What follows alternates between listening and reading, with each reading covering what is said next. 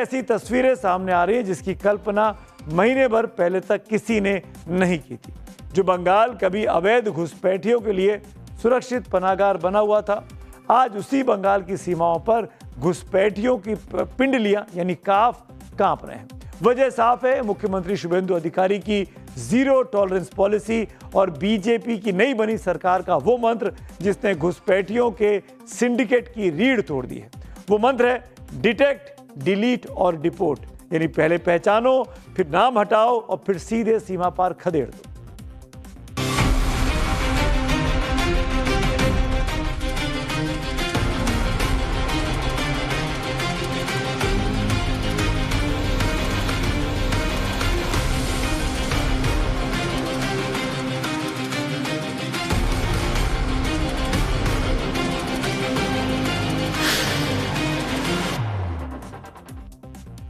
पश्चिम बंगाल के भीतर डिटेक्ट और डिलीट का काम किस तरह तेजी से चल रहा है वो आगे आपको बताएंगे, लेकिन पहले बात डिपोर्ट और ब्लॉक पॉलिसी की करता हूं। बांग्लादेश बॉर्डर पर घुसपैठ का रास्ता हमेशा के लिए बंद करने के लिए कटीले तारों की बाड़ लगाने का काम इस वक्त नई सरकार बनने के बाद वॉर फुटिंग पर चल रहा है, ताकि सरहद पूरी तरीके से अभेद्य की जा सके।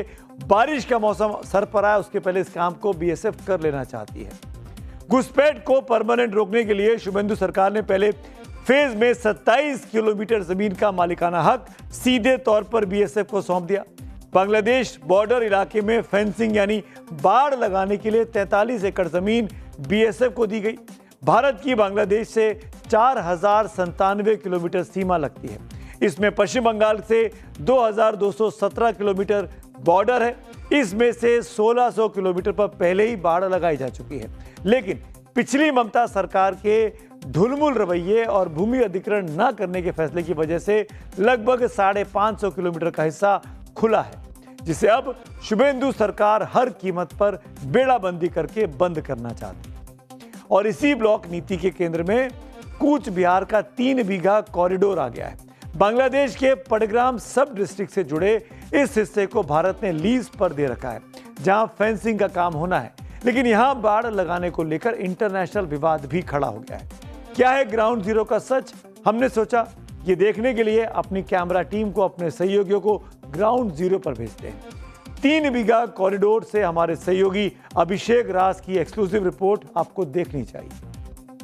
ये जो आप जमीन देख रहे हैं, इस वक्त हम भारत और बांग्लादेश के बॉर्डर के बीच में खड़े हैं और ये जो सामने का हिस्सा आप देख रहे हैं ये बांग्लादेश का हिस्सा है। ये पूरा अनफेंस्ड आपको नजर आएगा। यहाँ पर हमारे बीएसएफ के जो जवान हैं वो दिन रात पेट्रोलिंग करते रहते हैं, दिन रात कोशिश करते हैं, चौकसी बरतते हैं और यहाँ पर कोशिश यही होती है कि यहाँ से कोई भी जो इलीगल व्यक्ति है वो यहाँ से अंदर ना आ पाए और कोशिश यही की जाती है कि यहाँ से अगर कोई आ रहा है या स्मगलिंग की जा रही है तो फिर उसके ऊपर कार्रवाई की जाए। ये 3 बीघा का रास्ता है। दरअसल ये जो सामने आप घर देख रहे हैं ये पूरा बांग्लादेश का हिस्सा है और जो गाड़ी आपको नजर आ रही है यही वो जो बाइक चल रही है वो 3 बीघा का रोड है जो कि भारत के हिस्से से होकर गुजरता है। यानी कि दोनों तरफ एक हिस्सा जहां से ये गाड़ियां आ रही हैं ये बांग्लादेश का हिस्सा है, बीच का ये जो हिस्सा है ये भारत का हिस्सा है और भारत ने परमिशन दी थी, एक तरीके से हम कहें लीज दी थी बांग्लादेश को और जो दूसरा हिस्सा है वहां तक जाने के लिए। लेकिन अगर आप देखेंगे तो ये पूरा का पूरा जो इलाका है, पूरा जो हिस्सा है ये अनफेंस्ड है और यही कारण है कि लगातार जो सुरक्षा के मद्देनजर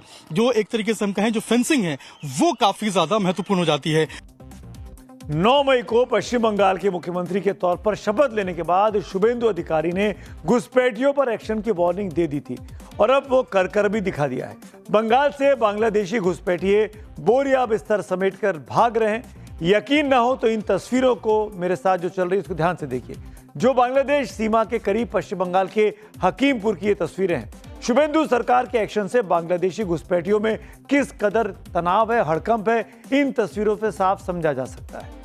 सुबह से और कुछ लोग रात से अपने पूरे परिवार के साथ और बोरिया बिस्तरा लेकर जो है यहाँ पर पहुंच गए हैं, जो फिर एक बार बांग्लादेश वापस जाएंगे।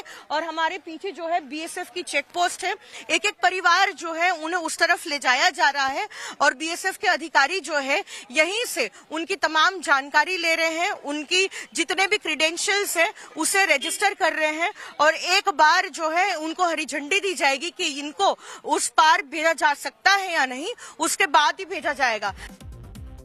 इन तस्वीरों में आपने जो लोग देखे ये उन्हीं लोगों की भीड़ है जो घुसपैठ कर अवैध तरीके से बंगाल में घुस आए थे। कई साल तक बंगाल में रहे, अवैध तरीके से नौकरियां कर ली, घर बना लिए, बंगाल के गरीब लोगों के हक में हिस्सेदार बन गए। लेकिन अब ये बांग्लादेश लौटने को व्याकुल है और वजह सिर्फ एक है, शुभेंदु सरकार का, बीजेपी सरकार का अवैध घुसपैठ पर वो कड़ा प्रहार जिसकी उम्मीद घुसपैठियों के आकाओं को भी नहीं थी। घुसपैठियों में इस खौफ की सबसे बड़ी वजह है बंगाल सरकार का वो सीक्रेट और फुल प्रूफ प्लान जिसके तहत घुसपैठियों को रखने के लिए जेल जैसे होल्डिंग सेंटर्स बनाए जा रहे हैं। पश्चिम बंगाल में डिटेक्ट, डिलीट और डिपोर्ट पॉलिसी को पूरी तरह जमीन पर उतार दिया गया है। राज्य के सभी 23 जिलों में होल्डिंग सेंटर बनाने के सख्त निर्देश शुभेंदु सरकार ने जारी किए। सिर्फ 48 घंटों के भीतर मालदा और मुर्शिदाबाद में 2 बड़े होल्डिंग सेंटर्स बन भी गए और फंक्शनल हो गए। इन होल्डिंग सेंटर में संदिग्ध या अवैध नागरिकों को हिरासत में लेकर रखा जाएगा। जांच में घुसपैठ की पुष्टि होते ही इन्हें सीधे बीएसएफ को डिपोर्टेशन के लिए सौंप दिया जाएगा। इन होल्डिंग सेंटर्स की सुरक्षा जेलों से भी सख्त है। 24 घंटे लोकल पुलिस और सीसीटीवी कैमरे से इन पर सर्विलांस की जाएगी। अभी 3 दिन पहले ही शुभेंदु सरकार ने बंगाल के सभी जिलों में होल्डिंग सेंटर बनाने का ऑर्डर जारी किया था। आदेश निकलते ही सरकारी अमला एक्शन में आया और सिर्फ 48 घंटे के भीतर मालदा और मुर्शिदाबाद में 2 होल्डिंग सेंटर बनाकर तैयार कर दिए। कई अवैध घुसपैठियों को पकड़कर यहां शिफ्ट कर दिया गया। मालदा के होल्डिंग सेंटर में 9 घुसपैठियों को रखा गया है, जिसमें 3 महिलाएं और 6 नाबालिग हैं। वहीं मुर्शिदाबाद में 7 अवैध बांग्लादेशियों को डिटेन करके रखा गया है। पुलिस अब इन पकड़े गए लोगों के बैकग्राउंड और इनकी नागरिकता की गहन जांच कर रही है। जैसे ये तस्वीर सोशल मीडिया पर वायरल हुई, सीमावर्ती इलाकों में छिपे बैठे घुसपैठियों के पसीने छूट गए और उन्होंने खुद ही भागना बेहतर समझा। আপনি কতদিন আছেন পশ্চিমবঙ্গে? ক বছর আছেন? 7 মাস মতন। 7 মাস। 7 মাস। তো তখন কি ভিসা, পাসপোর্ট কিছু কাগজপত্র নিয়ে এসেছিলেন? জি না। কি কাজ করতেন? রাজমিস্ত্রি কাজ করতাম। তো আপনার পরিবারও কি চলে যাবে আপনাদের জি সঙ্গে? না, আমরা একাই ছিলাম। পরিবার কি এখানে আছে না বাংলাদেশে? পরিবার বাংলাদেশ আছে। আর বাংলাদেশ আপনার বাড়ি কোথায়? খুলনা জেলা। খুলনা জেলাতে। ক বছর আছেন এখানে বললেন? ওই 8-10 বছর। কি করতেন এখানে কাজ? ওই বিভিন্ন রকম কাজ করতাম, মাঠের কাজ, চাষের কাজ, রেল লাইনি কাজ, জোগাড়ি কাজ, যা পারতাম তাই করতাম। মানে যখন যা কাজ পেতেন? হ্যাঁ হ্যাঁ, গরিব মানুষ যা হয়। তো যখন এসেছিলেন 8-10 বছর আগে তখন কি কোনো কাগজপত্র, ভিসা, না, না। পাসপোর্ট নিয়ে কিছু এসেছিলেন? না না না না, কোথায় আছে বাড়ি? বাংলাদেশে? যশোর বাড়ি। যশোর বাড়ি। এখানে ক মাস, ক বছর ধরে আছেন? ঠিক নেই, কয় বছর আছে। কি তাও মোটামুটি আন্দাজ কত বছর আছেন এখানে? প্রায় 20 বছর মতন আছে। 20 বছর মতন আছে। 20 বছর ধরে আছেন। কি কাজ করতেন এখানে? ওই রিক্সা চালাতাম, কাগজ কুড়োতাম, এইসব কাজ। जिनसे मेरी सहयोगी पूजा बात कर रही थी, ये वो गरीब, मजबूर, लाचार बांग्लादेशी हैं जो भारत में घुस तो आए लेकिन कागजात नहीं बनवा पाए हिंदुस्तानी नागरिकता के। इसीलिए अब इनको लौटने का डर सता रहा है। अगर यहाँ रहे, पुलिस के हाथ लग गए तो न जाने क्या होगा। इसीलिए वापस अपने देश लौटने की फिराक में है। बांग्लादेश बॉर्डर पर जुटी इस भीड़ में कई 6 महीने तो कोई 10 साल से ज्यादा वक्त से हमारे देश के संसाधनों को दीमक की तरह चाट रहा था। लेकिन अब शुभेंदु सरकार के हंटर से आगे सबकी हेकड़ी इस वक्त गुम हो चुकी है। आप भी सुनिए मुख्यमंत्री का वो बयान जिसने घुसपैठियों के सिंडिकेट में भूचाल मचा दिया है। अरे ये लोग चला जाना चाहिए और उनका बांग्लादेशी जो नागरिक है उनका लेने का जिम्मेदार तो है उनका। तो जब हम लोग यहाँ से बोल रहा था तब वहाँ से उनका जो स्पोक्स पर्सन है, मैं देखा था सोशल मीडिया में और यूट्यूब में आया, जो उन्होंने बताया जो बांग्लादेशी है वो तो हम लोग ले लेगा। तो ये सब बांग्लादेशी है, इसको ले लेना चाहिए। लेकिन ये लोग को, पुलिस को हम लोग बता दिया जेल में भेजने का जरूरत नहीं है। देश के रुपया में खाना खाएगा, कपड़ा देगा, मेडिसिन देगा। एक दामाद है ये लोग। जल्दी जल्दी भागो, जल्दी जल्दी भागो, नहीं तो जो करना है सरकार करेगा। शुभेंदु अधिकारी का यह बयान सिर्फ एक राज्य के मुख्यमंत्री का बयान नहीं है, बल्कि यह उस राष्ट्रीय सुरक्षा की चिंता है जिसे देश के गृह मंत्री अमित शाह लगातार बोलते रहे हैं। एक तरफ जहां बंगाल सरकार बॉर्डर पर एक्शन मोड में है, तो दूसरी तरफ केंद्र सरकार ने देश की डेमोग्राफी को बदलने की इंटरनेशनल साजिश के खिलाफ अब तक का सबसे बड़ा कदम उठा दिया है। केंद्र सरकार ने देश में हो रहे डेमोग्राफिक चेंज के मूल्यांकन के लिए एक बेहद शक्तिशाली हाई लेवल कमेटी का गठन कर दिया है। इस कमेटी की अगुवाई सुप्रीम कोर्ट के जज रहे जस्टिस प्रकाश प्रभाकर नावलेकर को सौंपी गई है। ये कमेटी सिर्फ रिपोर्ट नहीं सौंपेगी बल्कि बॉर्डर इलाकों में हो रहे आबादी के असंतुलन का प्लान्ड और टाइम बाउंड सॉल्यूशन भी सरकार के सामने रखने वाली है। डेमोग्राफी चेंज को लेकर केंद्र सरकार की हाई लेवल कमेटी पर सियासत भी शुरू हो गई है। कांग्रेस और टीएमसी ने केंद्र सरकार के इस कदम पर सवाल उठाए। किसी घुसपैठिया का नाम वोटर लिस्ट में नहीं होना चाहिए। अब जब आप डेमोग्राफी चेंज करने के लिए घुसपैठिया बताते हो तो डेमोग्राफी चेंज करने के लिए बताइए, आप 12 साल में आप ढूंढ नहीं पाए। अब तो आपकी बंगाल में भी सरकार आ गई, तो बंगाल में से बताइए कितने करोड़ लोग आप निकाले आपने, तो आप बताओ कितने करोड़ निकाले आपने, कितने डिटेंशन कैंप में डाले। बंगाल के आके भारत के कोई अंतर्राज्य आके तो नहीं आना चाहिए, तो इनको खिलाफ कार्रवाई होगा, ये मैं स्वागत कर रहा हूँ। अब ऐसे में सवाल ये भी कि आखिर बंगाल में घुसपैठ का ये खेल इतने दशकों तक फलता फूलता कैसे रहा।